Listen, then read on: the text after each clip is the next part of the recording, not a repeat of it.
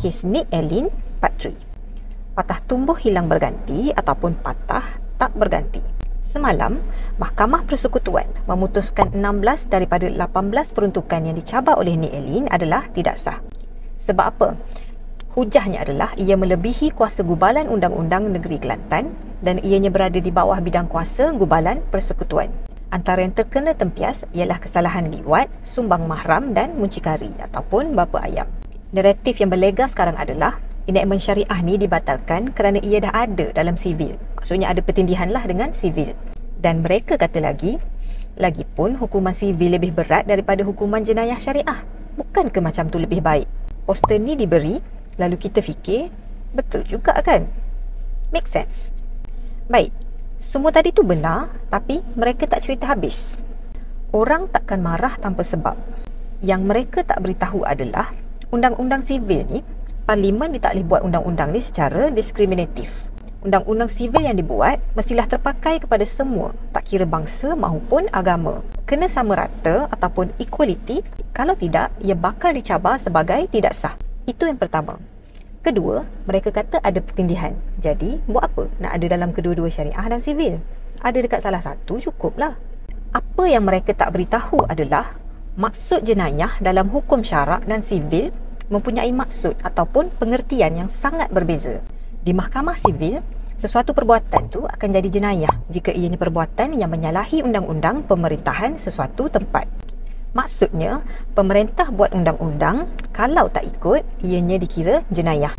Berbeza dengan hukum syarak sebab dalam undang-undang syariah, perbuatan tu akan jadi jenayah jika ianya adalah larangan Allah.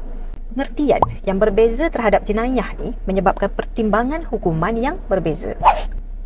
Pening? Tak berapa faham? Tak apa. Ini 3 contoh. Pertama, judi. Mengikut undang-undang sivil, berjudi menjadi kesalahan jika orang tu berjudi di tempat perjudian haram tanpa lesen mengikut undang-undang. Tapi kalau dia berjudi dekat tempat yang dibenarkan mengikut undang-undang, ianya tidak menjadi kesalahan. Dalam hukum syarak pula, kesalahan berjudi merupakan larangan perintah Allah. Tak kira sama ada ianya berlesen ataupun tidak. Kat sini anda perasan tak? Berjudi, walaupun atas nama kesalahan yang sama iaitu judi, tapi ia mempunyai tafsiran maksud yang berbeza dalam sivil dan syariah. Kedua, minum arak ataupun yang memabukkan. Dalam sivil, ianya jadi kesalahan jika memandu semasa berada di bawah pengaruh minuman yang memabukkan ataupun dadah. Dalam hukum syarak pula, ianya adalah haram ataupun menjadi kesalahan, tak kira masa mana sekalipun. Kalau minum arak tanpa memandu sekalipun, ianya tetap menjadi kesalahan.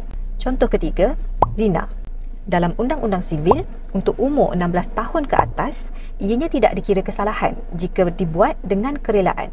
Kalau ada paksaan, baru ia dikira kesalahan. Tapi dalam hukum syarak pula, berbeza.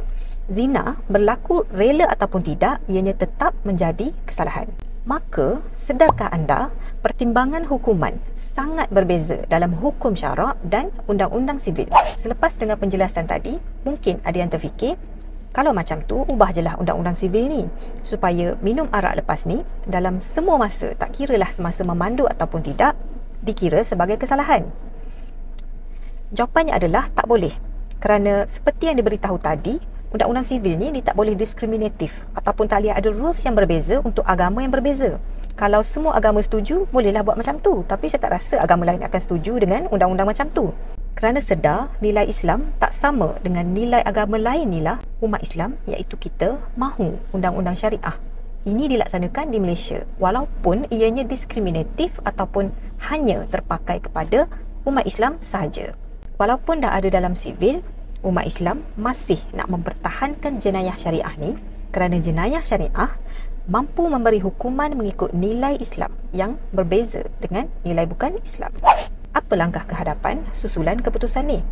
Kerajaan Persekutuan perlu segera membuat pindaan kepada Perlembagaan Persekutuan untuk memperjelaskan kuasa mahkamah sivil dan mahkamah syariah. Definisi jenayah perlu dibuat tidak termasuk jenayah syariah.